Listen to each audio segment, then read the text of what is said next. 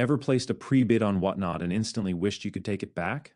Let's clear this up once and for all with the official answer. So here's the deal. On Whatnot, when you place a pre-bid, you're basically setting the maximum amount you're willing to spend before the auction even starts. That doesn't mean you'll actually pay that full amount. The app automatically bids for you in small increments until you either win the item under your limit or someone else outbids you. Now here comes the big question. Can you cancel a pre-bid? According to official Whatnot support, the answer right now is no. Once you place that pre-bid, there's no option inside the app to delete or undo it. But here's the one piece of good news. If the seller never puts that specific item up for auction, your pre-bid won't apply and you won't be charged anything. So it's not like your money vanishes, it only counts if the auction actually happens and you win.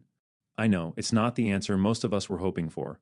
Right now, the only thing you can do is let the auction play out. If your pre-bid is the highest, you'll win. If someone else goes higher, you're off the hook. Could Whatnot add a cancel option in the future? Maybe, but as of right now, it doesn't exist. So the best advice is, double check before you place a pre-bid, because once it's in, it's locked.